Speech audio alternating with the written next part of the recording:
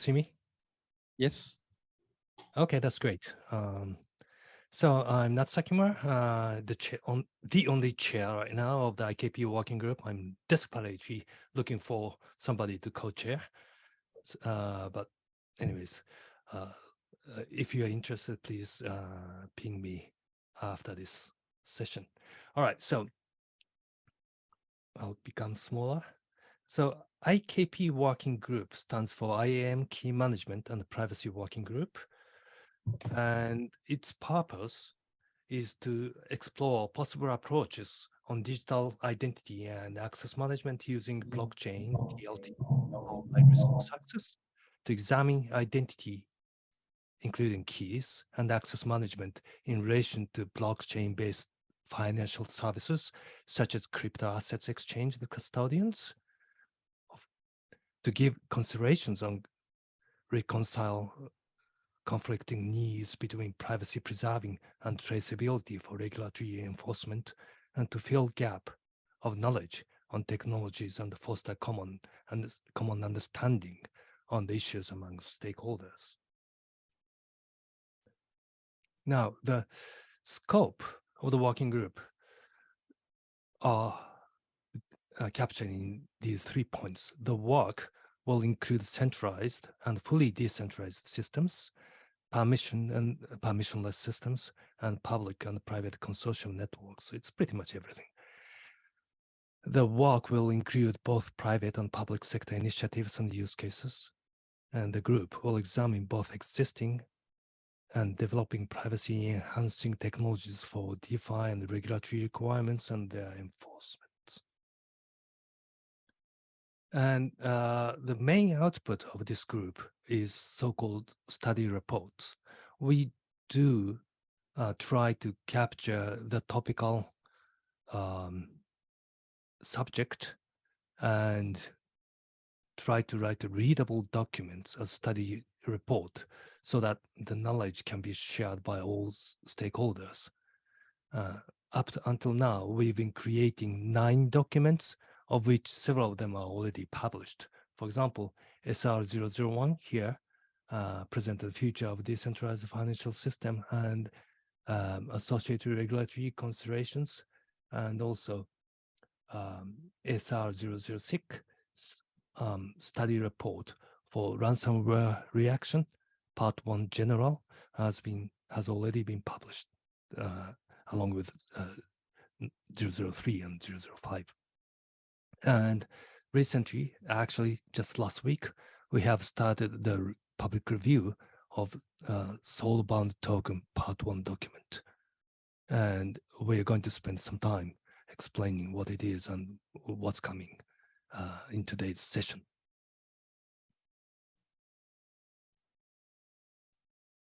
So today, we have a very packed agenda for the 90 minutes we have.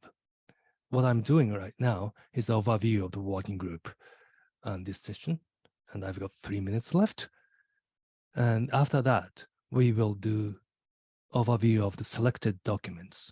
The first one is going to be selective disclosure by Kazue, and the second one is ransomware reaction by Jessica, followed by SBD part 1, including NFT documents by Michi, and then DeFi disclosure and regulation update by Tomo.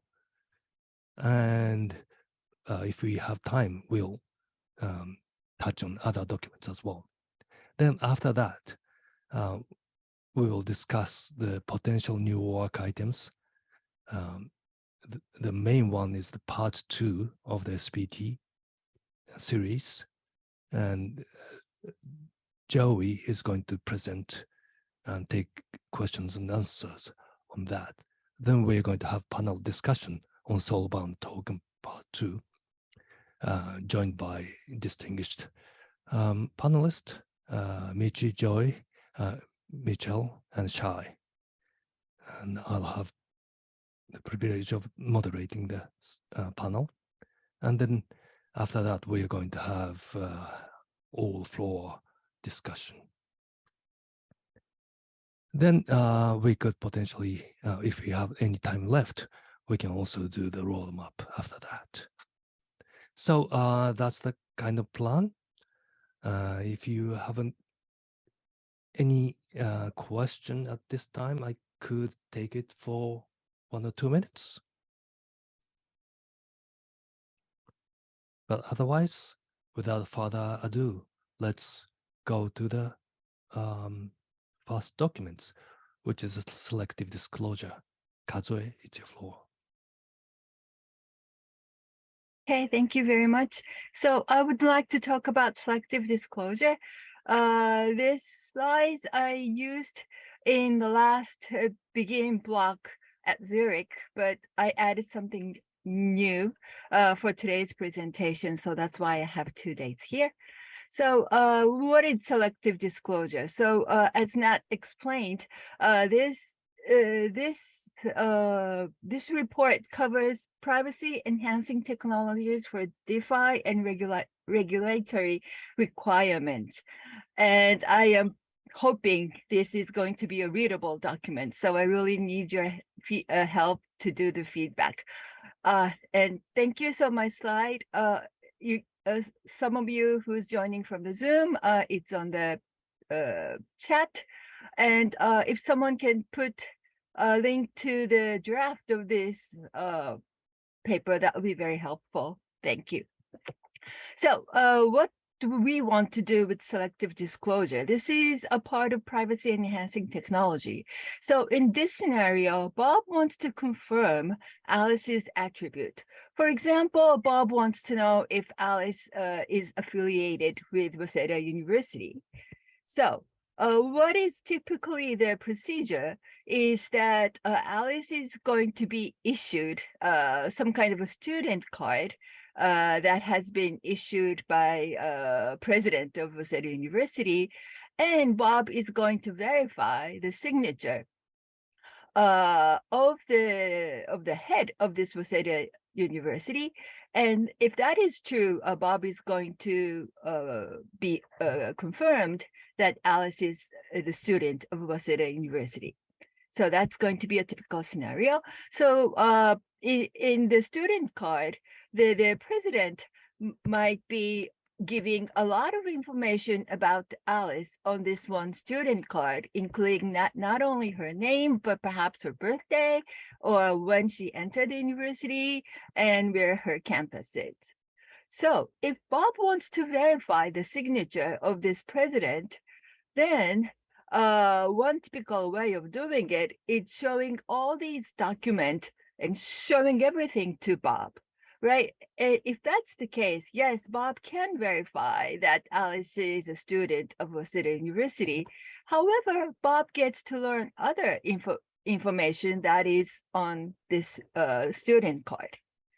So the question is, does Alice have to show everything in order to be in order for Bob to verify that she's a student of Waseda University? So that's why we would like to pursue this technology for selective disclosure, so that she can only show perhaps her name and on her student card, so that Alice only wants to disclose that she's from Waseda, and Bob wants to verify that indeed she is from Waseda University and can verify its correctness. But also, Bob does not learn about other attributes that is written on this credential. Another interesting part of the selective disclosure is perhaps she can even hide her name in here, and perhaps she can prove to Bob that she's not disclosing her name, but she wants to only disclose that she entered Waseda University in 2020. And if that's the information Bob wants to verify, then there should be enough information, and Bob wants to make sure that she is not lying about the year she entered. So in the document, I sort of how do I say, virtualized this this scenario. So Alice has attributes A1 to AN, and Alice wants to disclose the subset of those attributes. And the requirement is that Bob can verify the correctness, but Bob does not learn other attributes like A4, A5, and so on. So what I want to achieve here is that even though she has a credential with many attributes, she is not showing everything in order to be certified, but she can show only the partial, only necessary information to be confirmed. So this is how the report looks like. Nat has placed in the chat the link for this document. So the table of contents is like this. So I wrote the scope, and 2 and 3 are mostly empty because there aren't any normative reference or terms and definitions. So the main part is explaining what kind of technologies are there to enable this kind of selective disclosure. And I divided the report into 2 parts. So one is the protocols that has online authority, and the other is one that doesn't have online authority, meaning authority is offline. So what's the difference between online authority and offline authority? So if we do have an online authority that either Alice or Bob can consult at the real time, then, for example, if Alice needs to be certified with only attributes A1, A2, and A3, she can always ask this authority to issue only the credentials with this attribute. So we can do this selective disclosure more easily if we do have an online authority. The thing is similar when Bob is asking this authority whether or not Alice has A1, A2, and A3. So the difficult part is when we have offline authority. That means, just like in the slides I showed you before, Alice gets the credential, the signed credentials from the authority beforehand, and this one have all the information in it, and how she can show a part of these attributes without the help of authority. That's the part with offline authority. So there is a lot of protocols here, and before that, I would like to explain what do I mean by unlinkability in selective disclosure, and then I categorize the protocols with those that doesn't have unlinkability and that does have linkability. So linkability in selective disclosure is, let's say Alice has attributes A1 to AN, and Alice is going to show selectively disclose A1, A2, and A3 to Bob, and perhaps A4, A5, A6 to David. So these attributes are distinct. But if she is going to use the same credential to selectively disclose these partial sets, if the protocol is not unlinkable, Bob and David, even though the attributes are different, can check that it is about the same person. So this may be good in some of the features, but sometimes this is not desirable from the privacy point of view. So either way, if the Bob and David conclude and understand it is about the same person, we say that the protocol is linkable. So if it is unlinkable, then even if Alice is disclosing the same attribute, A1 to A3, and even Bob and David conclude, they cannot check if it is the same person that they're talking to or it's a different person with the same attribute. So with that kind of protocol is called unlinkable. So given those two differences, I wrote 2 protocols that doesn't achieve unlinkability, and 2 protocols that does achieve unlinkability. And then, so this kind of a study is being made at W3C and IETF. And as far as I know, this kind of a credential that the authority is going to sign is called verifiable credentials in W3C, and data format for this kind is being standardized. And how to prove them, that has been discussed in IETF. So JWT stands for Selective Disclosure JSON Web Token, which I explained in 7.2.2. And also IETF has a working group working on JWP, which is JSON Web Proof, which tries to cover a variety of other proofs. Okay, so sorry, one thing I wanted to add is about predicate proofs using zero knowledge proofs. What do I mean by that? So let's say Alice has verifiable credentials with the attributes A1 to AN that has been signed by authority. In the selective disclosure, I was talking about selecting, like, for example, disclosing A1. But in this predicate proofs, what I want to do is I don't want to disclose A1 itself, which could be her birth date, but what she wants to prove is that Alice wants to disclose that from her birth date, she can argue that she is over 20 years old. So this predicate proofs using zero knowledge proofs allows her to do that. So she can prove that her birth date is A1, is before November 30th, 22, and this A1 is being signed by the authority without disclosing this signature itself or A1 or other attributes. So that's kind of a magic. It's something we can do with using predicate proofs, using zero knowledge proofs.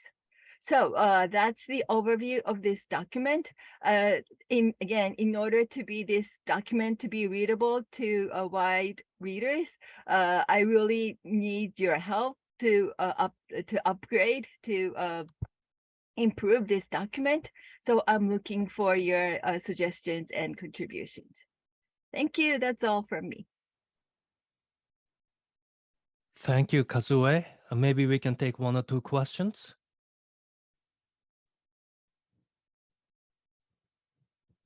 I had a quick question, if I may. Please go ahead.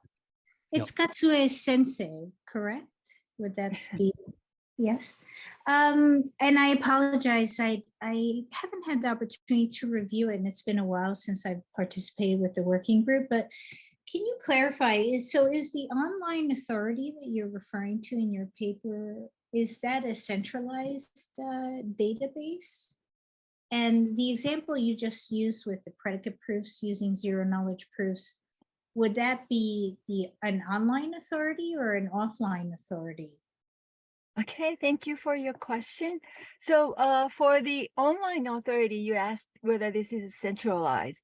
So this is centralized in a way that this person has attributes of Alice from A1 to AN. However, Alice has other attributes, and that can be signed by someone else. So that means Alice's attributes is being, many we would say many issuer can certify a part of her attribute. So I wouldn't say this is a centralized model. If not, if you have anything to add. Yeah, the number of issuers in the offline authority case, that's commonly spoken as decentralized, and the online authority case is the same. Is the capability. same? Or sorry. Yeah, it's the capability of the authority to be always online or sometimes offline. Ah, okay. All right. So it's still decentralized, but it's just being accessible. I have to actually caveat the use of the word centralized, because there is no such thing unless it's an authoritarian state or something like that. Okay, thank you. Thank you. And for your second question, you asked whether this is offline or online. So because this is based on the credential that has been issued previously by the authority, I would categorize this as a offline authority. Okay, thank you very much. Thank you for your questions. Okay, one question from Vancouver. Hi, this is the person from Vancouver. So So by don't- looking at all the functionality, it seems the approach based on the predicate proof with zero knowledge proof discloses the least amount of information. So it is most privacy preserving, I think. What will be the scenario where someone will prefer to use disclosure, selective disclosure rather than the ZKP-based approach? Is it because of the computational overhead of ZKP? That's why people might prefer selective disclosure? Or will there be application scenario where it is definitely necessary that we have to disclose some attributes rather than verifying certain predicates? Yes, I think it's the latter case because selective disclosure, it starts with a scenario that there is something Bob wants to learn. So what to use depends on what Bob wants to learn. And then this protocol helps Alice to reveal no more than what Bob wants. So if Bob wants to see the exact birth date, then she cannot take this option because what Bob wants is the information about A1, that she is forced to reveal that. Hope that answered your question. Yeah. Mm-hmm. Thank you. So I might not be really accurate, but I'm characterizing ZKP as a subset of selective disclosure in a sense. Yes, but in a sense, it's not disclosing selective disclosure. Yeah, right. Yeah, but it is still disclosing the fact that she is over 20. Right. Right. Inferred attribute, something like that. Yeah, right. Yeah. And even in the online authority cases, there are such protocols which actually achieves that without using the KP. So, I mean, in the online case, it's going to be much simpler. Right. So authority can issue a certificate that is dedicated to that. Like he can issue something that Alice is over 20 every time. Right. Okay. Can I make a quick comment? Just on the ZK proof. So the selective knowledge is the information that we want to see. The ZK proof is the way that we show it, right? So ZK proof is just one way to show that data, but we can show it another way. So I wouldn't necessarily say that ZK proofs is a subset of selective disclosure. ZK proofs is more of just the medium of how we actually show or present the data. I think what Nat said is the predicate proof. That's part of selective disclosure. Yeah, the predicate, correct. Yeah. Okay. Thank you. Thank you for clarification. Okay. Anyone else? I don't see any hands raised. Okay, great. So I'm just making a very quick pitch for hopefully people to be able to help with part 2 of the ransomware reaction project. This is actually part 1. And I wrote it with Omar Hamwi with a lot of great input from BGIN participants. And I'm just going to go very quickly into it. It was more of a conceptual piece focused on using ransomware as the example to make certain critical points, especially around how important it is to leverage privacy. And so when you start to use the example of ransomware, we really approached it. And what you have to understand, just to give some context, is I'm actually former law enforcement. I'm in compliance. Omar, who co-wrote it with me, is a former World Bank economist background and is in business development. So we come at it from different angles than, say, an engineering background. So when you start to look at ransomware and you start to think about what is it that makes it such a profitable and unfortunately an epidemic that is really overwhelming law enforcement and governments. And this paper, from a general level, the target audience was policymakers, government, law enforcement, is that they're dealing with something that is in effect a transnational, highly sophisticated business that's even evolved to ransomware as a service, right? So there are all these different variances in how you can purchase the ability to use this malware. If you think of it as a business and you focus on what is the profit generating product of that business, then data is the objective, right? And when you take the data that's being targeted in a ransomware attack, and you then focus on how it is that governments are seeking to regulate this epidemic, one of the key issues is that law enforcement is very focused on the tracking and tracing of payments in terms of the transparency. They love that type of transparency. As former law enforcement, I loved it as well. But what we don't realize, and the unintended consequence in how you end up regulating blockchain to avoid this epidemic, is that if you focus only on transparency, you miss the unintended consequence of adding fuel to the fire, because you're actually creating this level of transparency on the blockchain and these financial transactions. They become additional data points that a bad actor can use in combination with all these other data points that exist out there in the world in terms of the volumes of data that's out there.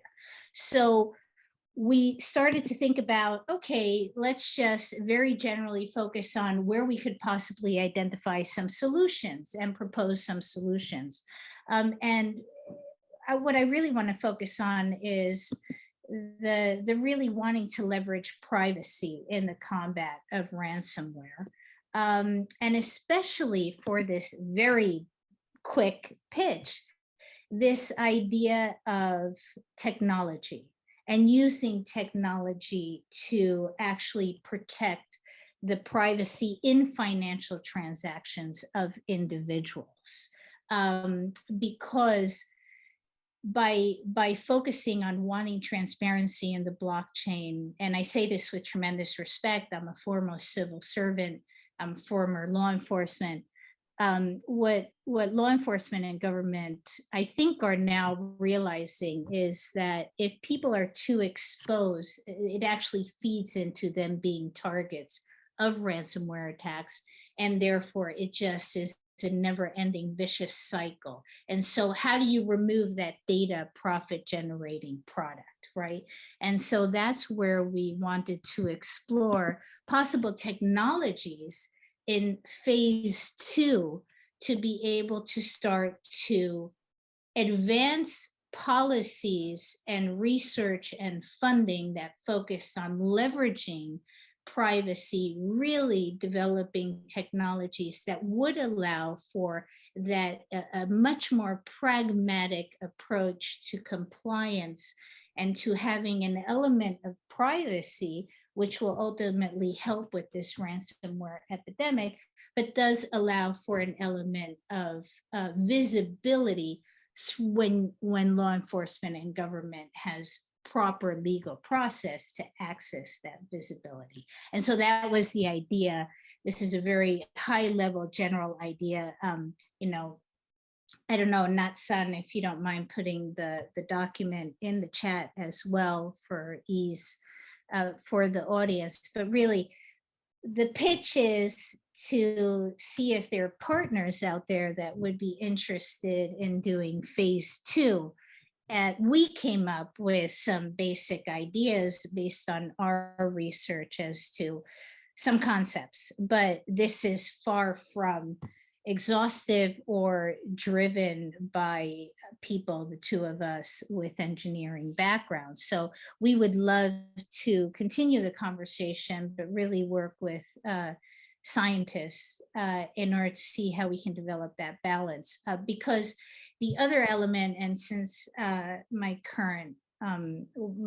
most recent professional experience, is that there's another unintended consequence that I think a government, and again, I say this with tremendous respect, needs to focus in on, which is the more and more reporting that's required from a compliance standpoint, the more critical it is for governments to be ready with their own cybersecurity capability to be able to protect the data that they are now gathering and obtaining in a centralized fashion, even if, say, it's a decentralized exchange, if there's, or any other type of transmission of electronic information that under the applicable law they're entitled to receive. If they're doing it in volume, government has to be ready again to protect that data. And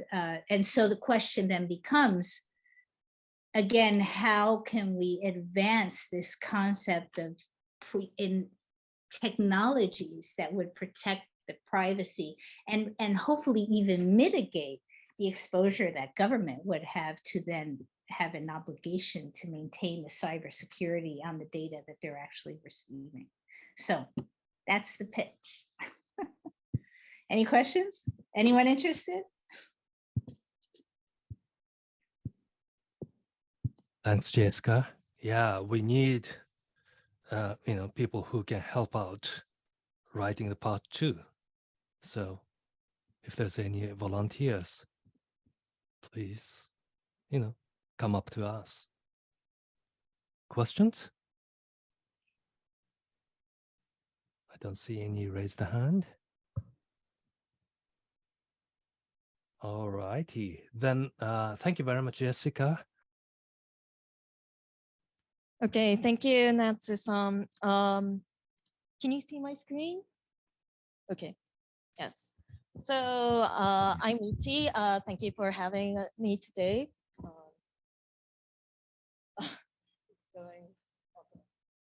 So today I want to talk about 2 topics, NFTs and SBTs, soul-bound tokens. So today I will be introducing part 1 of the NFT study report, which was issued on June this year. And then going to the second topic of soul-bound tokens, which was just released this week and is on the public comment stage until December 9th. So for the NFT report, I will be presenting on behalf of Claudio and Henry, the co-editors of this report. And I want to add that this report is based on the information available at the time of March 2022. So by now, I'm sure everyone here has heard and seen what NFT is. But just to clarify, NFT is not just about digital photo, digital image, music. It's more of an ownership, presenting ownership in the virtual world. The key difference between cryptocurrency and NFTs is fungibility and non-fungibility. Of course, from the name, you can see that NFTs are not fungible. And there are marketplaces for NFTs, both centralized and decentralized. And the use cases are, there's a lot of use cases ranging from digital art, digital goods, physical goods. So what we discussed in our IKP working group is a key consideration we have to have. Of course, BGIN is a multi-stakeholder discussion group. So this would be a key consideration for government, industry, business, developers. So the first would be authenticity. So this is not just for NFTs, it's the same with all art, music, but you really don't know if it's fake or not. You can, of course, trace it. You can see the history, but you won't know if it's true. And then there's the second problem of off-chain file storage. So blockchain sells blocks to users who use the blocks to store data. Because it is too costly to store data, it's usually the case that the link to the image or music is stored. So the link is stored in a blockchain. So to the blockchain. And then what is the problem is there's a broken link problem, which is even if you have the link, the connection is broken, so you wouldn't have access to it. And there's also a problem of money laundering and wash trading. So wash trading is you can make as much wallet as you want. So you can sort of transact between the wallets to make it seem like a really high value asset. And there are regulatory and tax implications, such as taxonomy, what kind of regulation it would be fall into. And another is fractionalization. So this is usually NFTs is owned by one person, but then you can divide it into multiple assets, and then multiple people can own it, which is more like securities. So this is called the FNFTs. There are all these problems, and which leads us to our discussion on soulbound tokens. So with wonderful contributors and Joey here, we composed our part one, building and embracing a new social identity layer. I first want to start by citing this verse from Kim Cameron's The Laws of Identity. So the internet was built without a way to know who and what you are connecting to. This limits what we can do with it and exposes us to growing dangers. If we do nothing, we will face rapidly proliferating episodes of theft and deception, which will cumulatively erode public trust in the internet. So as we have seen in NFT problems, there's theft and deception coming from the lack of way to know who and what you are connecting to. So this leads us to a new idea of soulbound tokens. So earlier today, Shai gave us a really amazing presentation on soulbound tokens. So I would like to introduce what we have been discussing in our IKP group. So according to Decentralized Society Finding Web3's Soul, there's 4 key points of SBTs: publicly visible, non-transferable, possibly revocable, and issuer arbitrated. Issuer arbitrated is not explicitly mentioned, but we can see from the document, from this report, that saying that it could be certified and also certified by other related SOL. So this is another key point we want to add. There is no requirement for a SOL to be linked to a legal name, no requirement to be a one SOL per human. And the definition, the 4 key points I gave above, is provided by the authors, original authors, just as an initial concept. So it's not supposed to be all encompassing. It's just giving the image of initial proof of concept stage. So what does SBTs do? I think with just this explanation, it's not really clear what SBTs does, what is the true value of it. So I want to explain 3 key points I want you to remember from my presentation today. So first, social coordination. this is, we believe that is the value, the true value that SBTs brings, and what the aim of SBTs. So by holding trust, reputational, personally identifiable information, and so on, it builds in the internet a trust, a relationship, what we see in real life. And social coordination is in a bottom-up and decentralized manner. It's very important. When you look at, when you imagine going to a pub and going to a restaurant, you want to drink alcohol, what do? I suppose you have your driver's license card and just show it to the waiter. But then, does it have a real meaning? I mean, does the waiter know that if the driver's license is true or not? What if you don't drive? What if you don't have a driver's license? Would you have a passport every time? Too dangerous. So that's the idea of how bottom-up and decentralized social coordination has real value in real world.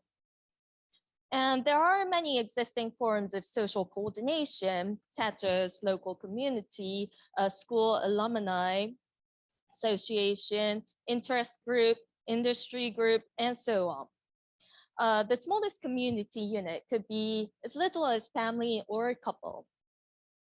And identity, we had this interesting conversation in our working group that identity is not only established is only established in a community. It does not suddenly get established like the overhuman from Nietzsche's Thus Spoke Zarathustra. So going to the second point I want you all to remember is programmable privacy. So in our early presentation by Shai today, he mentioned about how much limited option we have in terms of who to share our tweets and so on. And programmable privacy, when we think about it, we have different perception of privacy or different confidence of privacy coming from who to share, what community we come from, or our cultures. And it's very diverse. So this is an example, simplified example of a chart. So if you're in a hobby group, you would be pretty open to anyone saying that I'm a fan of XYZ. But then when you are a refugee, you are still an open community, but you wouldn't want that kind of confidential personal information out of that. So like, for example, name, like occupation, income, and so on. When it comes to alumni association, there's a lot of benefit coming from showing that you're alumni of this schools. You can be connected, but it's also a closed community. And then when it comes to firms, it's quite closed. It's also a closed community and externally closed information there. For example, who is the director, who is in this role, who is working for this project. So I think this really, when you think about it, we're seeing this every day. We want this programmable privacy where we have a choice, where we want a choice of who would have access to what kind of our information. And our third concept I want to introduce is community recovery. So in the initial report, it says by embedding security in sociality. Why is this important? You might question this, and so it might be the case where you don't want to be found you don't want to be found in a certain community or certain in some part of your life, maybe temporarily. So if it is recoverable, you have the choice of being revoked or being lost by the soul who wants to delete it or possibly fade in some time. And by having a recovery, it is important because it goes to the notion of having sovereignty of the soul. Without recovery, those, for example, SBT's community, they could just revoke you. And if you can't recover, where is your sovereignty? Of course, this this depends on what kind of community you are. If you're in an alumni association, it could be the case that it's easy to recover after you want to hide. But then if you're in a community of the current students, the administrators, you wouldn't have the right to recover after you graduate. So that's it depends on the community, it depends on the situation. And then you might argue that there's also already social recovery in the space. For example, Facebook had this social recovery as trusted contacts, where you can nominate 3 or 5 people and then ask them to recover your account if you lost your access to password or even email address. But then Facebook stopped supporting this in 2022, this year. And this just shows that even with social recovery, the centralized system has still shows that there is a single point of failure. If one service provider denies this social recovery aspect, then you wouldn't be able to recover. So that is why community recovery is important. So how are SBTs different from others? For example, decentralized identities or NFTs? My answer would be all the attributes are coming from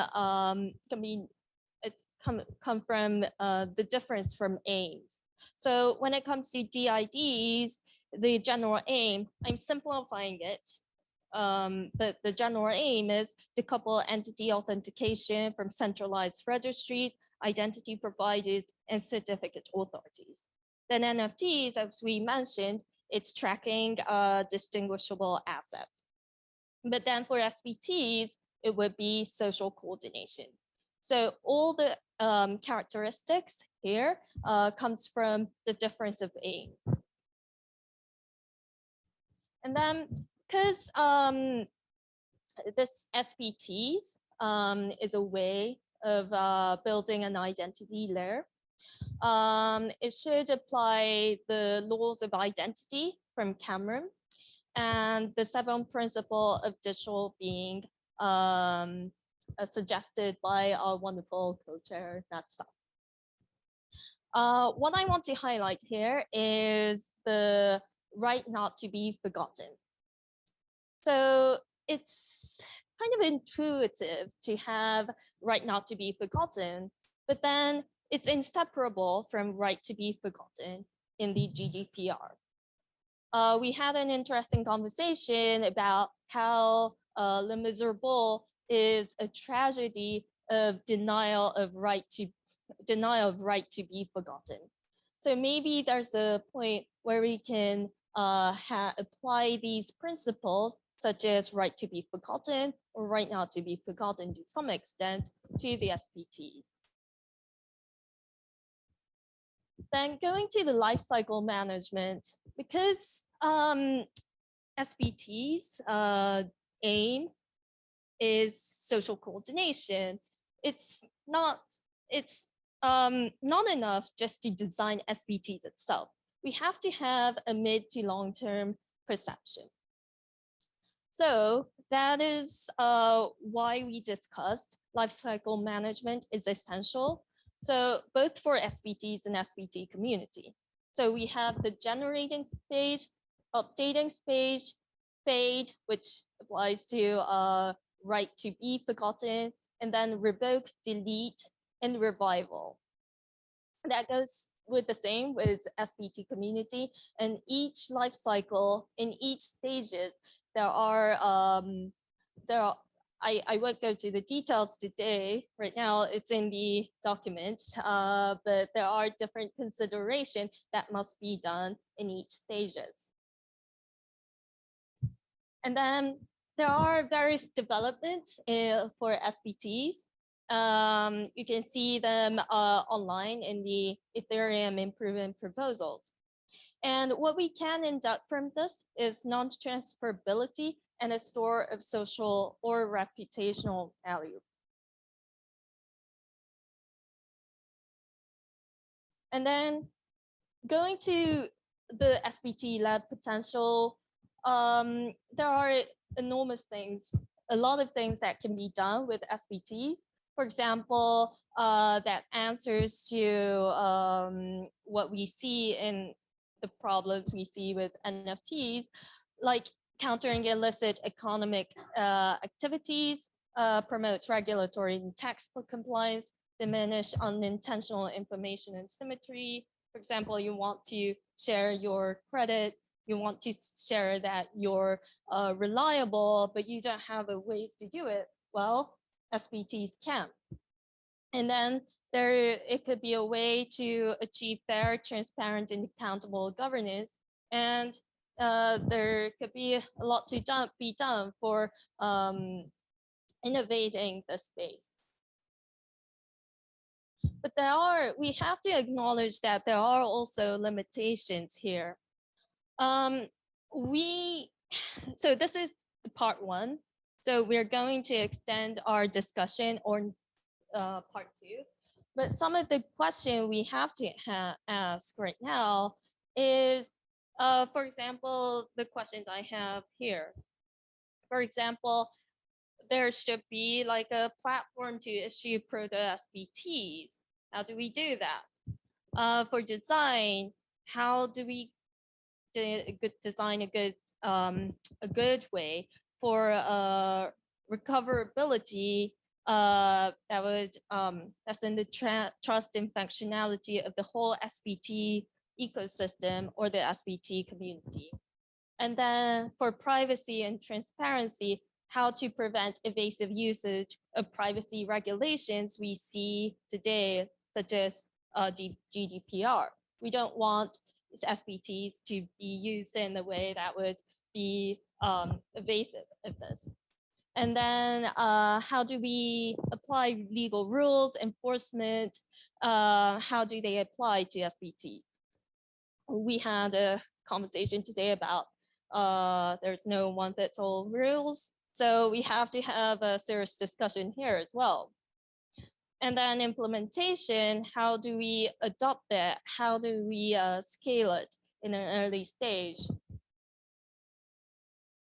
So this is what we discussed on our section for our part one. As I said, this is just the start of our discussion, and I would love you all to participate in our discussion for part two SBT. Thank you.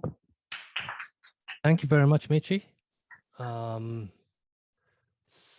Since we have time to discuss it in the panel discussion as well as the part two presentation Q&A. Okay, this document is a proposal of a principle of DeFi disclosure and regulation. And this is, I am Tomonori Yuyama, Georgetown University, and co-editor is Ken Katayama and Paul Brigner. Okay. And firstly, introduction. What does DeFi mean? maybe many of them know that, but definition is needed for the document. So DeFi has been explained in various ways in paper, the report, and speech by various public organizations and academic research. For example, FSB and BIS and Ushida and Angel. But this document will define DeFi as financial applications that are automatically operated by smart contract or other code on blockchain. And this document will summarize the issue surrounding DeFi and benefit, advantage, possibility, challenge, risk, and the suggestion for appropriate further regulatory consideration, and ultimately propose a principle of DeFi disclosure and regulation. And this document is a kind of update of BGIN IKP working publications, past publications, present and future of decentralized financial system and the associated regulated consideration published in 2021. Okay, and next page is benefit, advantage, and possibility of DeFi. Potential contribute, the benefit is a potential contributor to innovation with increasing efficiency and potentially a dramatic decrease in the cost and the overhead of financial services. And the second is reduce the sum of financial stability risk. For example, reduce the risk of financial concentration and counterparty default. And thirdly, bring the traceability of transaction. The blockchain bring, but at the same time, there is a concern about the privacy, which at the same time can be a disadvantage. And fourthly, the transaction can take place regardless of national border, making international transaction easier. And 5, contribution to financial inclusion. And 6 is DeFi may be the basics for the future version of the internet or Web3.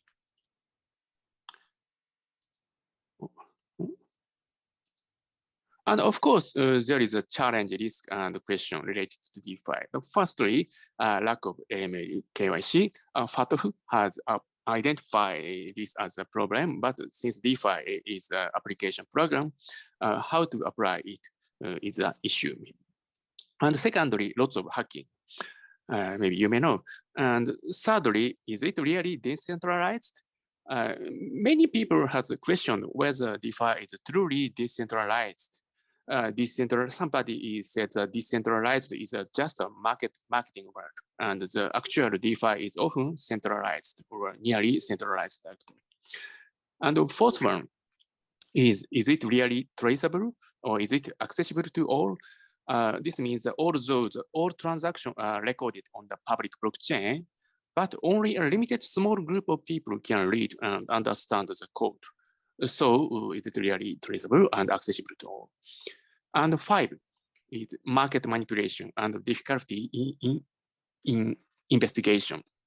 Yeah, ID in merely indicated the address on the blockchain. So there is no effective way to identify who is actually trading and who is the owner of the smart contract. This may be the problem. And 6 is, does it really contribute to financial inclusion?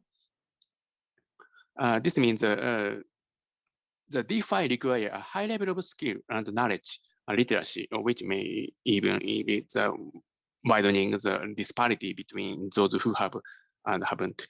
So especially when DeFi is still in a kind of nascent technology, so the financial contribute to financial inclusion is also questionable.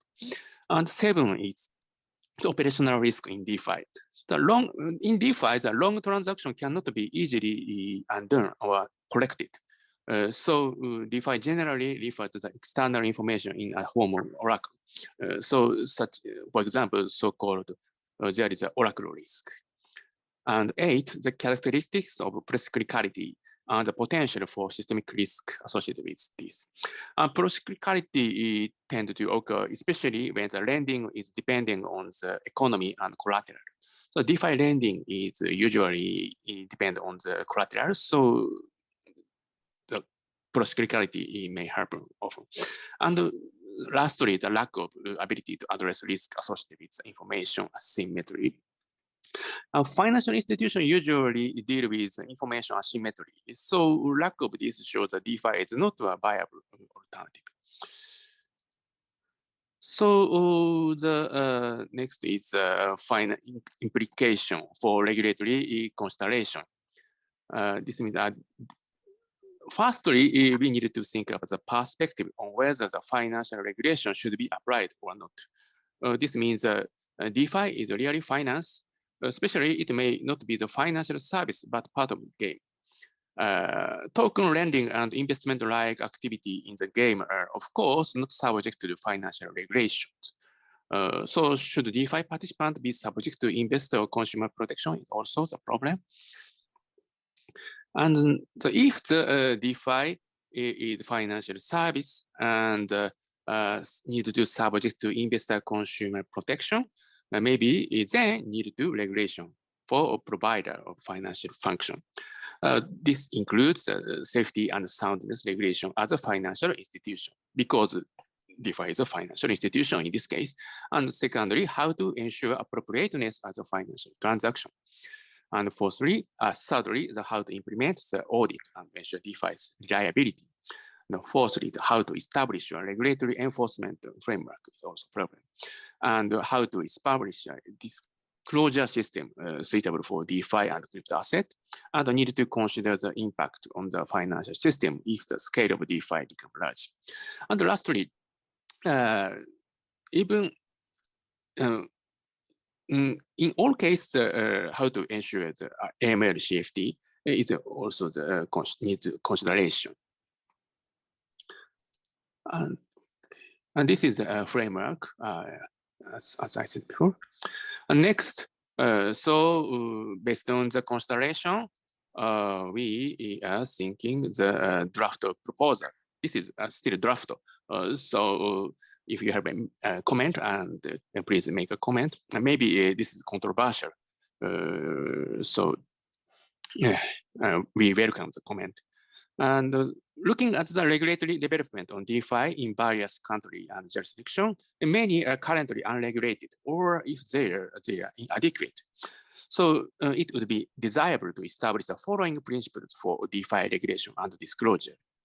The reason for the principle, not regulation, is that the detailed law and regulation are highly rigid and difficult to adapt to innovation and technological change, as well as taking a significant amount of time to enact and costing a significant amount of operation cost.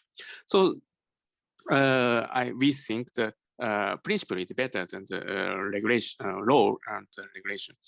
And so, several studies are also being conducted by the international organization and regulator, including IMF, FSB, and HEFSOC, and others.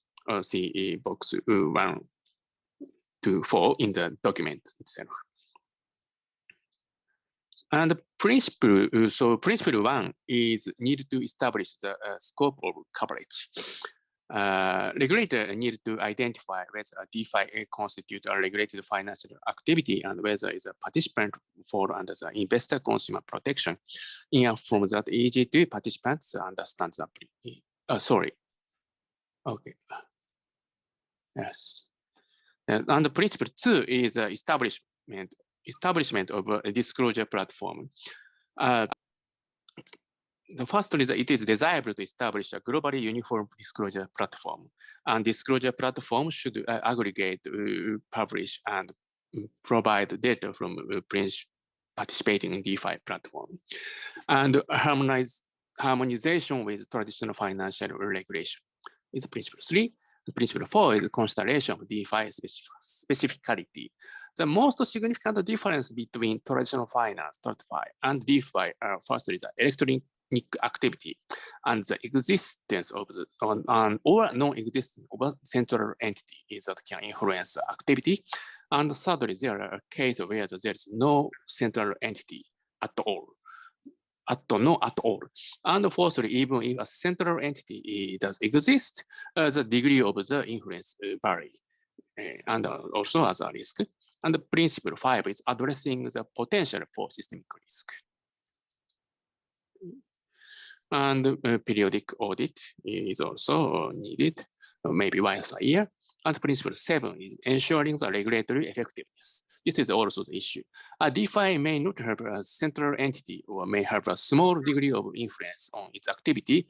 And in such a case, a conduct regulation that stops the illegal activity itself may be more effective than the punishment against the entity to ensure the effectiveness of the regulations.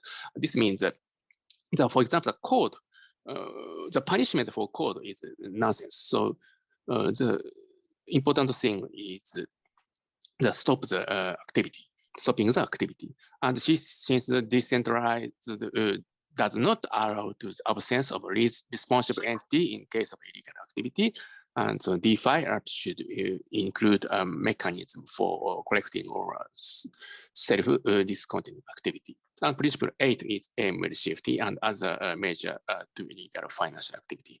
Even DeFi does not participate in the disclosure platform and is not regulated as a financial service. It should comply with AML safety and other illegal financial measures as prescribed by FATF standard as they are developed to apply for DeFi. Yes, and thank you, and please make a comment. And I will, and this document is, the co-editor is Ken-san and Paul. So Ken-san and Paul, if you have any additional comment, please do that. Yes, can you hear me? Yeah. Yes. Yeah, thank you. So as you have found that the former part of this document is more of the observation and analysis, which is very important of how we recognize the benefits and issues. And the latter half is the recommendations. As we assume that this paper would attract much attention when published from the participants and regulators and policymakers, we would welcome your comments and participation to the reviewing and finalizing stage prior to the publishing, and which is the stage will subsequent to this block number 7. Thank you. Paul, do you have any? Yeah, I don't really have much to add, but I just want to say, Tomo, you've done an amazing amount of work here, and I think I really appreciate everything you put into this. So congratulations on getting this draft done. Okay, great. Can we still see this? Great, awesome. Hi everyone, my name is Joseph. I'll be presenting today on new works, which will be on part 2 paper of the Soulbound token initial paper. Again, this is from the IKP Working Group and chaired by Nat. So today what we'll be discussing is the introduction. First off, understanding why are we here today? What's the point of talking about Soulbound tokens? What's the value proposition? And equally, how can we use them in the future? From there, I'll be recapping off where SBT paper 1 went from, SBT paper 2, where we're looking to go, and then the kind of topics and research we're looking to provide. From there as well, we'll be proposing new methods and mechanisms to better coordinate within BGIN, and as well for paper coordination. After that, we'll be doing the Q&A very briefly if we have any time. Beyond that, we'll be doing a panel with Shai Perednik, Michi Kakebayashi, my co-author, my business partner, Mitchell as well, which should all be here. So introduction, overview, again, what we've accomplished. It's absolutely amazing to actually do a paper on Soulbound tokens. It's very rare in history you actually get the chance to be part of, let's say, the ERC20 standard, or might be very rare to be part of the Ethereum Foundation in very early stages. To be able to participate and add key research in the early stages of Soulbound tokens, providing the reputational value and the internet of value is amazing. So again, it's been a wild ride, and I have to say thank you to the IKP Working Group, Michi, and Mitchell, and obviously everyone who's been part of this journey. So first off, paper complete, amazing, done. What we're doing now, we're starting the next paper. so valuable to continue the conversation. We can't just leave it and just say it's all over. The who am I? I think it's pretty important to understand I come from Australia. It's a 15-hour flight. So thank you, Mitchell, for approving this. I'm my business partner. But as well, I worked on CVC projects, KYC, AML technology, decentralized innovation, Web3 ventures, and obviously Solon tokens. I've spoken across the world in Monaco, Sydney, Melbourne, Paris twice, Stockholm, and London. So being able to add, Vancouver and a university to this is a huge pleasure, and obviously a massive shout out to the University of British Columbia. So what I've seen is obviously a reason why we're talking. I have never seen in my life, and working and let's just say working per se, but building mining rigs for 10 years and being a part of this journey from very early stages, I've never seen institutions front run grassroots communities and new technology. The amount of conversations I've been in, the LinkedIn messages I've got, even just the personal remarks, everyone's actually thinking about SBTs, but not many people are talking about it because it is a bit controversial. Reputational value, should we even do it in the first place? So what I've seen, every single day I web scrape probably 5 or 6 different documents across the industry, which is built an amazing repository for us to use as a company. But from that as well, I found exactly what people are building and what people are interested in. One of which is one of our clients, Rita. You can see that in the far right side.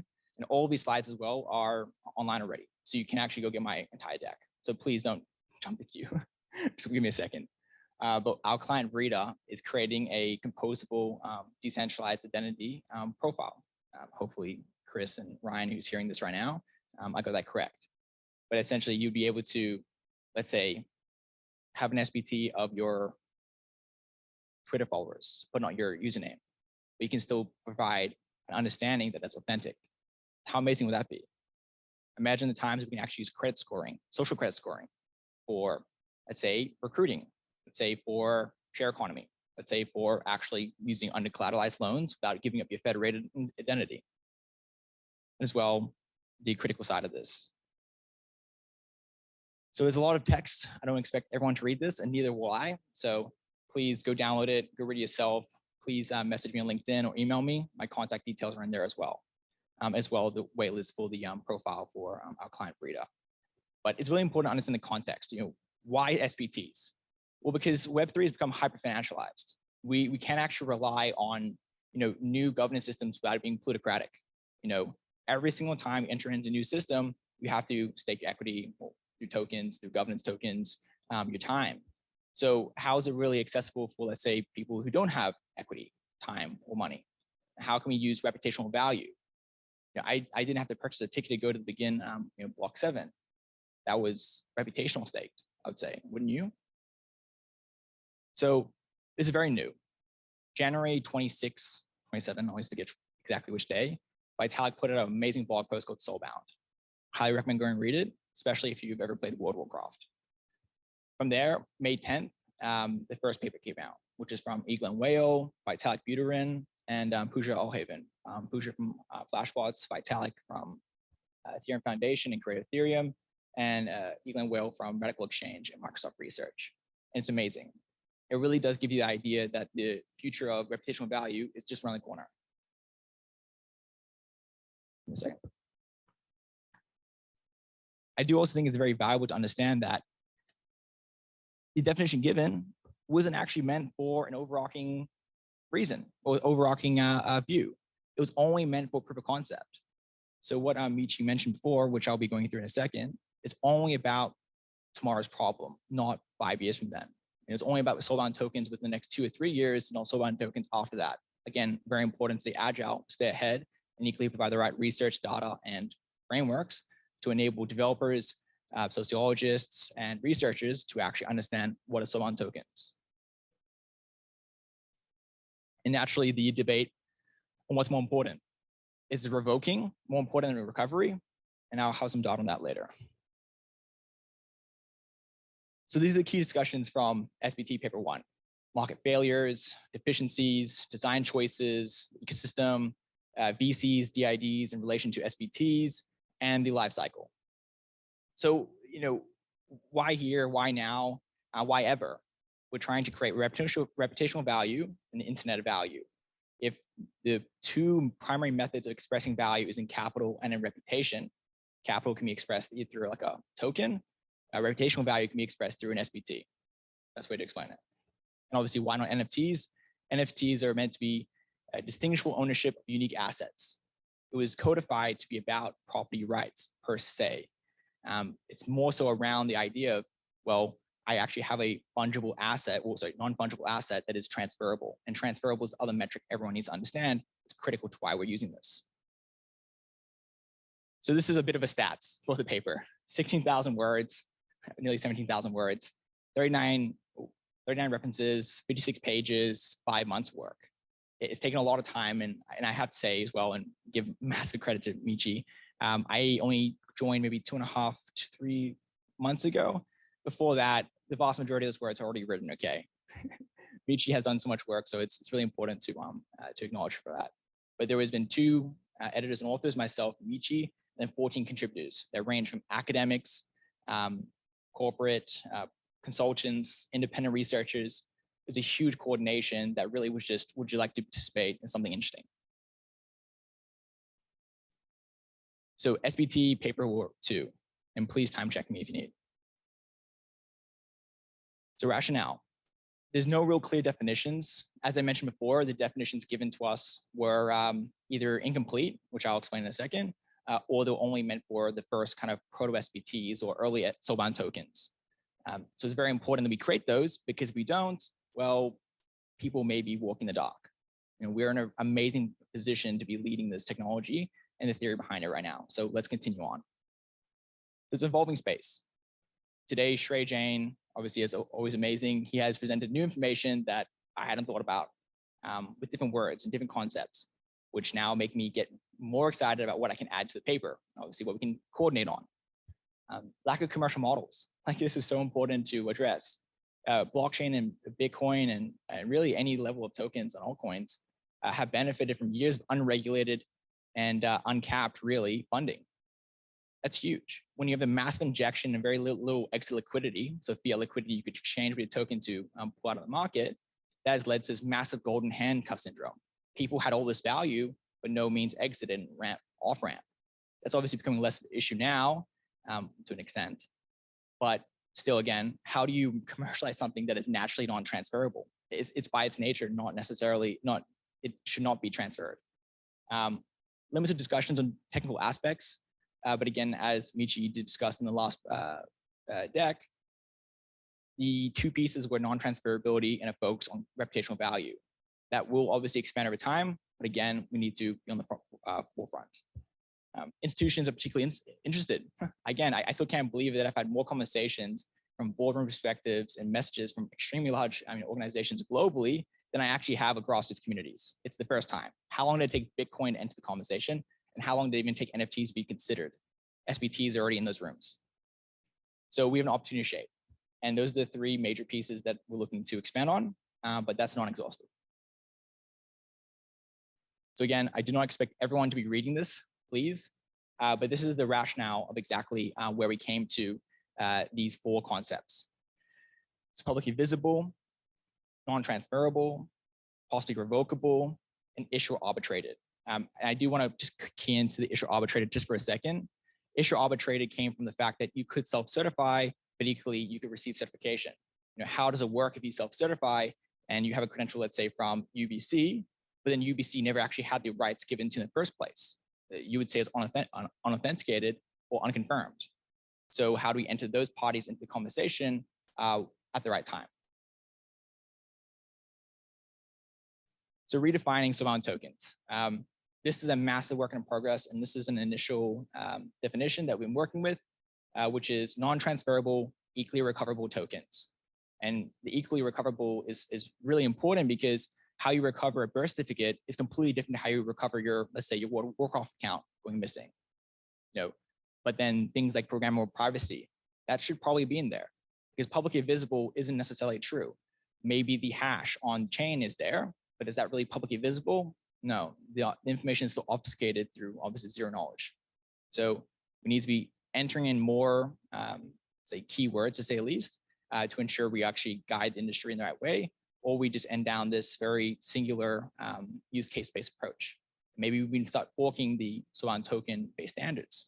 A lien bound is another concept we have been playing with, which came from Nick Szabo in the 90s, in the original smart contracts paper in 94 and 96. Why aren't we looking at that? You know, smart liens was a concept a long time ago, but no one's really explored upon that besides maybe 2 protocols. I think it's important. Maybe we should investigate that. So what is decentralized society? You know, we can't really talk about Soban tokens without decentralized society at the same time. You know, SBTs, Soban tokens are the blood. Decentralized society is the body, organs, everything else that works together. But without the blood, it won't work correctly. And blood by itself is just ephemeral. There's no real point to it. So Soban tokens over time will lead to, we believe, a decentralized society. That being something that is cohesive, co-determined, plural. I know Shrey Jane and Whale are doing a lot of work on this right now, and I highly recommend following them to be amongst all of that. Water break. But again, as I looked at definitions, I find it very hard to find a definition that was all-encompassing. As you can see right here, these are 3 different definitions that are nearly similar, like not absolute, but nearly similar, all of which do have a different meaning to each word. Even I called out the capital letter on the communities because I'm cynical. But it's still so important that how can you use a definition that is split? So again, we need to go back to basics, and we probably need to confirm these things. So as is in 2B, lack of definitions, use cases, iterations, referenceable material, content diversity, even opinion diversity. It's been very amazing coming in to begin to be able to add to the conversation, but equally it's very important we get developers in, we have exchanges in, we have governments involved, lawyers. So we can create standards and frameworks. So this is the ideal outcome for paper 2. Maybe it won't just be paper 2, maybe paper 3 as well, maybe split off into more groups. There's so much scope with a brand new token standard. We've had NFTs, we've had cryptocurrency, we have blockchains, we have DAOs, we have DeFi now, we have now SBTs. So we're at the beginning of this new technology, and we have the privilege to be able to add a lot of thought leadership early on and put onto a certain track. Topic research. These are, again, a few pieces. Reputational value. Reputational value has been explored for, well, age immemorial, time immemorial. But we really need to work out great models for simple use cases. From the reputational value systems I've seen, like Cloud years ago, if anyone remembers that, always has a fault. It always is too arbitrary. How can we create something that we have individual scores, then plural scores, then group scores? That's really important, because then we don't have a centralized score. And a centralized score is the one thing that we want to not do.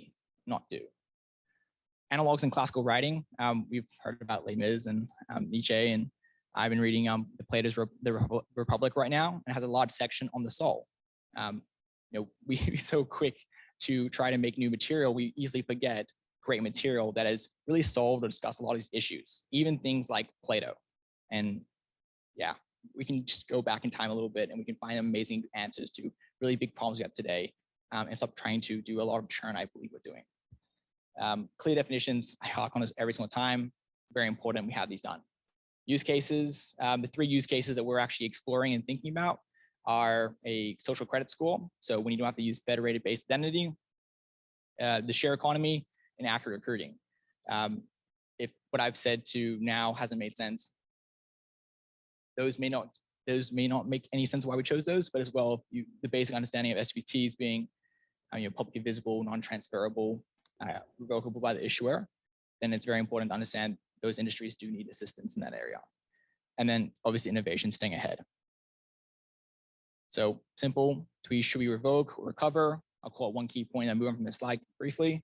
But revoking, although is in the definition, was only mentioned 8 times.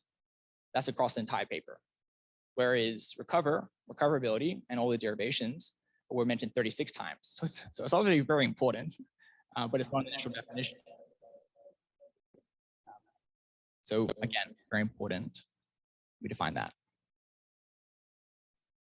It's the last few slides. I made sure there's a number at the top so everyone can get excited for the end of it. The opportunity is right here. So we're now coordinating the second paper. We are calling for contributions and interest. Anyone can say anything, please, but make it about Solana tokens. But as well, we want to get a large stakeholder approach to this and really coordinate everyone who has interest, who can actually develop all the way through to people who are working on policy, lawyers, even people who are just interested and enthusiasts. So we're looking to overhaul how we do BGIN to an extent as well. We are trying to create new processes, new systems, new tools, make it very easy and frictionless to actually join this amazing organization that I have benefited from so much and I've equally given so much time to, because we need to have an independent body that is actually not incentivized to say what someone else wants, but what we want as a collective. I just haven't seen it done as well yet. And this has been amazing. And potentially even fork the SBT group from the IKP group. That is a larger discussion. But for those who've been in IKP groups, we do take like 40 minutes of the hour. So it might be an idea. New tooling. We can use things like MailChimp and Notion. I think I signed up to, 6 different Python-based web browsers just to get emails. 21st century, I think we can do it. And obviously expanding the sphere of influence. We have this amazing reach, even from the sponsors, from the speakers, from the concepts and the people. We obviously have a great base. We should be able to run with that as an organization and equally involve every stakeholder and involve those who are either brand new to blockchain or very experienced. Might be even a lawyer, which I can see my friends have just joined. Hi, Robbie. So yeah, that's pretty much it. There's so much more I can talk about, and I think it may be helpful to maybe 2-minute Q&A if we have any time. I don't think we do, but up to not Matsu. Yeah, I'm really happy if I could take questions, but we are kind of running late.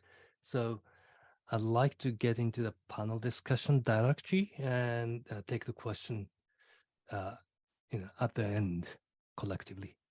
Absolutely. And as well, if you would like to message or email me, again, you can download the deck online and I'll be fairly available to have a chat. So let's go to the panel and let's move on to the next step. All right. And everybody can actually join the working group as well to continue the discussion. So absolutely. All right. So without further ado, let's get started on the panel. So this panel is on soulbound tokens, and I've got 4 distinguished panelists, out of which 2 of you already have spoken. So I'd like to start with an self-introduction by Shai and Michelle. Sure. Mitchell, you want to jump in first? Sure. Hey, everyone. Thanks for sharing in your presentation, Joey. That was really, really great. I'm looking forward to continuing the discussion. So I'm Mitchell Travers, sort of co-founder of Solbis. And yeah, we've really sort of brought this digital society or decentralized society consultancy forward in order to bring uplift to trust in this ecosystem. I guess in terms of my background, I've worked at or helped found 2 companies. One is in decentralized identity, maybe 6 years ago, called Bron ID, and up until the start of this year, I ran an Australian local digital currency exchange. So I guess bringing some industry and startup entrepreneurial experience and realizing that SBTs is going to be a critical foundation to the trust of this ecosystem. But passing on to Shai. Thanks, Mitchell. Hey, everybody. My name is Shai Perednik. I'm the tech lead within the AWS partner team. And so I specifically am responsible for building our technical strategy as well as our business strategy when it comes to working with the public and permissioned as well as permissionless ecosystem, and really all the partners and builders that are building in this space. I've been in sort of the blockchain world since probably about 2010, since I deployed my own Bitcoin miner, ran it for a couple of years, and then got into the space very heavily in 2017 with all the ICO boom. And then in the last probably 2 or 3 years, have been really digging in and building an internal community within Amazon that digs into the space. So I run a group of about 1,500 people. And we dig into everything technology in the space and work very closely with a lot of partners in the space that are in the foundational area. I really love everything about the Web3 space as a whole. I really believe it's a big part of the future. And particularly, I'm keen on SBTs from a decentralized society perspective, because I think ultimately that's the future for our kids when we talk about enabling children, enabling all the cool things that we're talking about in the future. Decentralized society as well as SBTs are a very key part of that. So thank you, and it's an honor to be here. Thanks very much. Okay, so let's get straight into the list of questions that we have prepared. So first one is, what's the most critical piece for things for advancing SBTs? Would any of you like to? Yes. Maybe Joy. You hear me? Yeah. So Yes. I think the first critical piece about SBTs is it's going to be the understanding and delineation between NFTs. I think it's really important. One thing I have seen quite a lot of that may be detrimental is a lot of these like non-transferable NFTs. NFTs use case is primarily financial-based assets and the transaction of those. So I think it's going to be a language change. When we think non-transferable NFTs, we should be thinking, oh, singular cell SBTs, like single feature SBTs, if that's helpful. Michi, did you want to add something? Yeah, I would like to add that usually I see in space that SBTs is explained as non-transferable NFTs, but I want to acknowledge that it goes beyond that, far beyond that. So it's all about social coordination. It says publicly visible in the first stage, but what we aim is programmable privacy. So I think that is the key point here in order to achieve social coordination. I'll just really quickly echo what Michi said, that just from an accountability perspective is really key in that program of privacy, but specifically for an accountability with anonymity, because that's one thing that we're still have a challenge with. How do you hold somebody accountable while still remaining anonymous? So I'll just add that one. All right, thanks. And anyone else who wants to weigh into this question? I think, Okay. yeah, the privacy piece when proliferating these SBT ecosystems is important. And I see a bit of a divergence as well between the SBTs that are used for social coordination from an individual level, and then SBTs that are used for regulation and entity-based trust structures.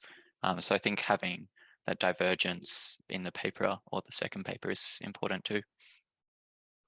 Right, thanks. And I know that you guys are leading SBT community quite a bit, but from your experience, where is the most activities or advancement happening?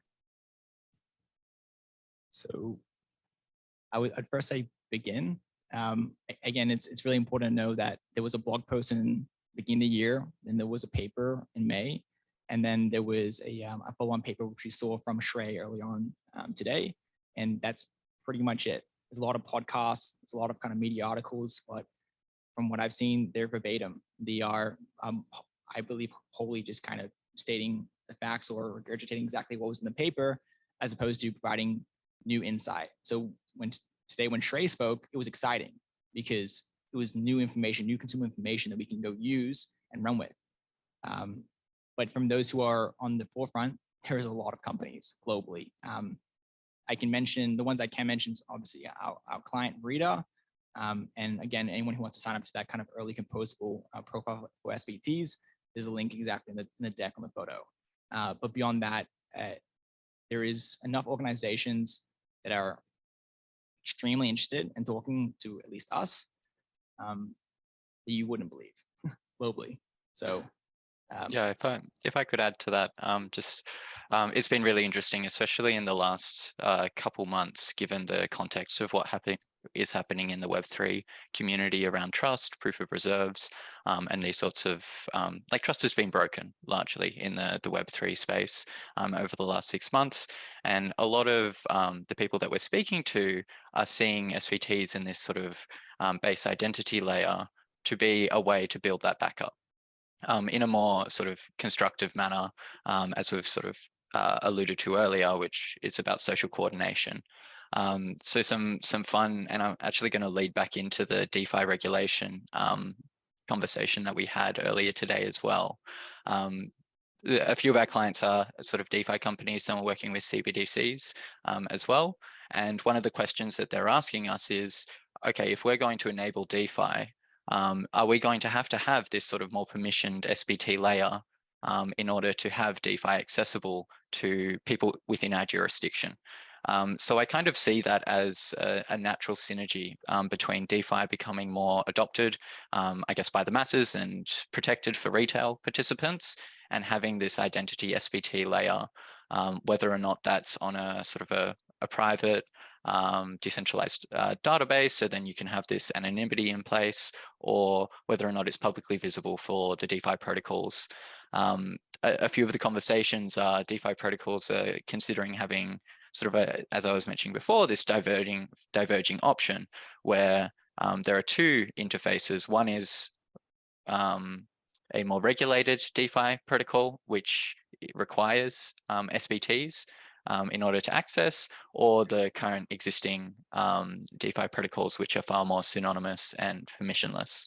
I see that as sort of one of the trends, which is interesting to follow. And I think when we do add DeFi to central bank digital currencies, which is for all intents and purposes, I think the plan, that it will need to have this identity layer and this trust-based layer, which SBT technology enables. But yeah, bouncing to that. Thanks. And you kind of touched on it, but so my next question is, why SBTs? Why not another technology? Anyone? I think Mitchell knows I love speaking about YSBTs. YSBTs is why we have NFTs as well. ERC-20s, which were the standard, the general kind of standard up to cryptocurrency and tokens within Ethereum, became incapable of doing certain functions, that being having distinguishable ownership of unique assets. Now we're at the same point with NFTs to provide real value-based implications or inference. So with SBTs, we're solving a market failure within our own industry. It's not blockchain solving another industry's failure, it's a failure internally. So we can address the reputational value topic. So under collateralized based lending, again, accurate recruiting, accountability, but with anonymity. These are the things that we're looking to solve with SBTs, and it's here for a very good reason. I think there's also something there in making sure that the technology is compatible, or the technology has longevity. And if we are going to be progressively moving more of our financial systems into blockchain based infrastructure, then its sort of principles are aligned to SBT proliferation as well. So it creates that interoperability. Is it only for blockchain, or can it be applied to the more traditional kind of internet layer? Yeah, I believe definitely the more traditional internet layer as well. Actually, in fact, I believe that it will happen there first, potentially. All right. Next question is, it's about life cycle management. And, if I had time, I would have dived into the idea of forgettiveness and the forgiveness, but apparently we really don't have too much time. But I'd like to give floor to Shai to speak a little bit about technical perspective on the life cycle management or SBT. Yeah, thank you very much. I appreciate that. So I'll start off with this, right? Remember that when we talk about the life cycle, we really have 5 stages. We have the generate, we have the update, then we have sort of the fade, or what happens when that SBT is no longer available, or how do we burn it, get rid of it. Then finally you have sort of the revocation or the deletion of that one. And then finally the revival of it, right? So what happens after that? So if we think through those 5 stages and we think about the actual technical implementation, it's important to remember that the EIPs and all these things that we're talking about are really just standards. How they are actually implemented is going to be dependent on the developers, and that's why Joseph was talking before about how important it is that developers and builders start getting involved, because that technical implementation can be different depending on who implements it. One of the other biggest challenges I see from a technical side as well is you talk about the 5 stages, but you also talk about the individual pieces of SBTs as well, right? The ability to not transfer something, as an example, right? The ability to issue it, the ability to revoke it. If we look at how solutions are often built in the market, right, they'll often be built to tackle either one very specific area and do one area very specifically very well, or there'll be solutions that are built to tackle sort of everything altogether. So I think it's really important that as we're building the research papers and as we're building the sort of diving into this area very deep, it's really important that we're giving some guidance to the technical community that actually goes to the implementation, how to break this apart and actually implement in a way that doesn't take on too much to chew, right? And is able to sort of take on individual pieces on their own and define those individual pieces very clearly so that the technical community can build according to those individual pieces. So I'll pause there and happy to move on next one. Any questions? All right. So we actually do have, hopefully, a little bit time at the end of the session. So if you guys have any questions to the panelists, please start thinking about it. And with that, I want to go to the next question, which is, what's the potential impact of SBTs and the application like CBDC? And I'd like to direct the question to Michelle or Michelle. Yeah, so I was speaking earlier a little bit about the CBDC, sort of the application of SBTs to CBDC technology. And I think it will be largely essential, especially considering that if we're able to build anonymity and sort of privacy preserving SBTs, it solves a lot of the problems that is often a backlash against CBDCs and the ability for CBDCs to create this sort of social or graphable financial transaction layer for all citizens, and the perversive nature that that has a potential to go down. I see SBT technology as sort of bridging that gap and finding a solution to that problem by sort of requiring for a particular CBDC-enabled SBT to exist on someone's wallet as just a proof, as opposed to providing all of the information and the data. Thanks a lot. Yeah. All right. Yeah, go ahead. Michi, jump in. In addition to like CBDC or other potential, I want to mention that not just the private sector, but public sector could really use this SBTs as a way to address the current problems what we are seeing right now. So we had earlier in the session, we had a great presentation from Professor Angel about regulatory issues, but I think it could be, we could extend our imagination and how to use the SBTs as well as a way to have a more healthy environment here. That's great. So, okay, I'd like to proceed to the next question now. So, what's next? How do you make SBT into a real world thing? Yeah, I can Shai? start off with that one.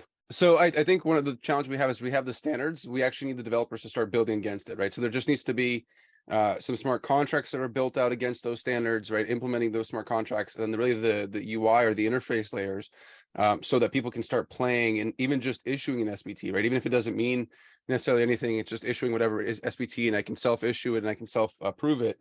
That's fine. We just need to start getting examples actually out there because what will happen in the space is that these pieces are really building blocks. And then what will happen is people will start building on top of that and really reusing those building blocks in their application.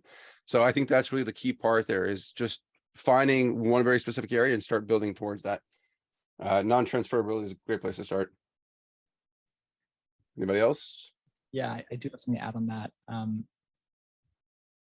But I didn't mention in the presentation, but there are two ERCs that are already in the final stages in the Ethereum Foundation, which are EIP ERC 5192, which is about a minimalist soulbound token, all centered around just not showing a throw error whenever you try to interact with this, right?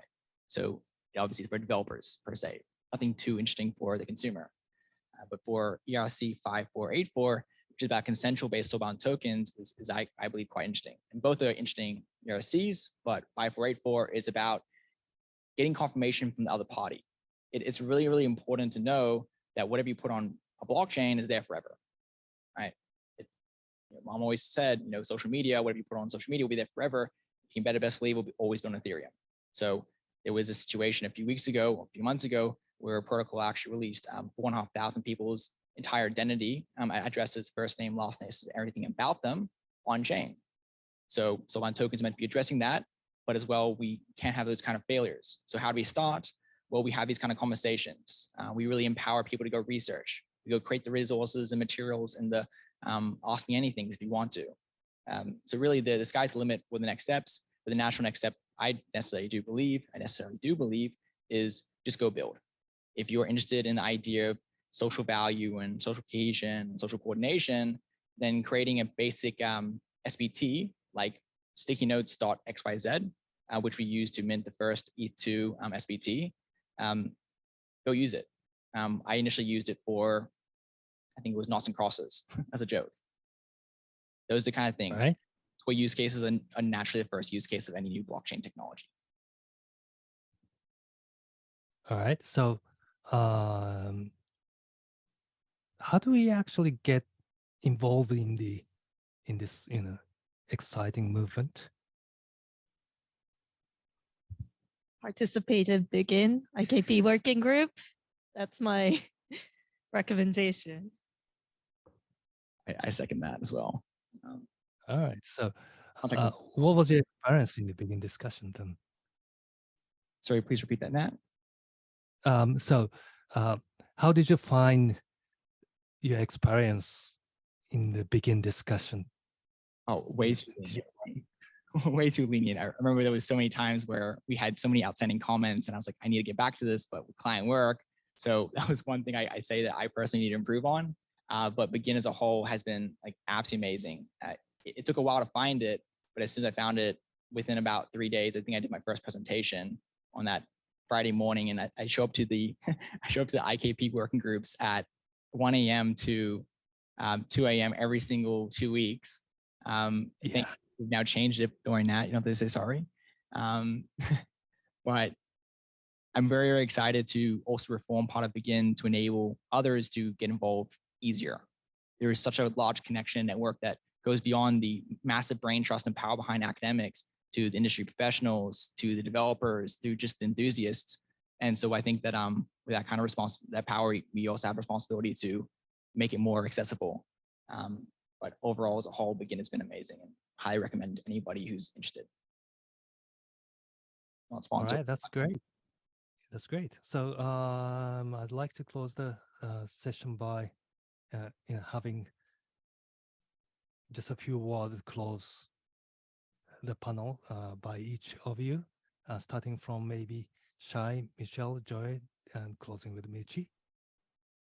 Sure, I'll get started. I think it's really the real world part is important, right? The getting involved is important. I think there's a lot of developers out there ready to build. The developer numbers, when we look at reports from different development tooling platforms, there's only more and more developers building in the Web3 space. There's only more and more smart contracts being rolled out. There's only more and more chains being built out every week. So the space just continues to grow and the builders continue to come to the space. However, I think the research is really the key part. And I think that's what Joey was mentioning in the beginning, right? This kind of research is really important. And really talking in academia and really with the industry as a whole, as to what are some of the example use cases that we can think about when we have I say non-transferable token, right? We'll put it that. So when you have a non-transferable token, when you have some way to identify somebody with anonymity, right? What does that mean, right? What are some of the use cases out there that we can think about? And don't worry, that the technology from a security side, all those things will all come down the road. The builders will all build those things. I think it's just really key that we just talk through use cases and examples and really what those can be to just talk through the art of the possible. So I just really urge that exploration more and more. I'll stop there. Next. Yeah, I would definitely echo that point, Shai. I think that it is and I was alluding to this earlier, we're at a critical inflection point with the growth of this industry. There's been a lot of changes this year, and I believe that this technology is fundamental to building trust back into this industry. So it's important that we do put the resources and power and momentum, and as Joey was saying, invite as many voices as possible into this conversation as well, in order to build those frameworks and do the research, so we can be sort of a positive force in pushing decentralized society in the right direction.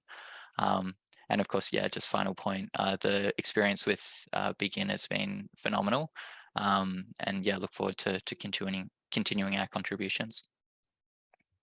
Thanks a lot. And Joy?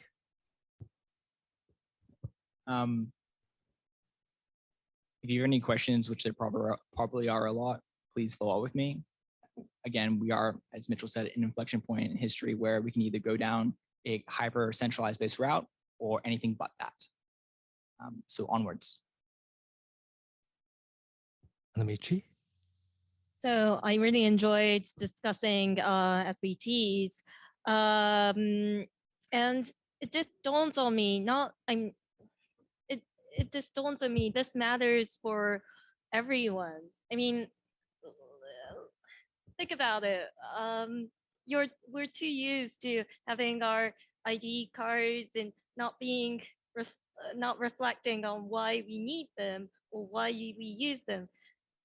Maybe it's better, it's a good timing where we start asking this question: what is my privacy? What is my digital identity? What that means, and how can we change it? I think pondering on that is a first step, and then we can ask fundamental questions. So yes, I really hope to, I'm really hoping to collaborate with anyone who's interested, regardless of their backgrounds. Thanks a lot. And I'd like to thank all the distinguished panelists for joining us. And please give them the round of applause.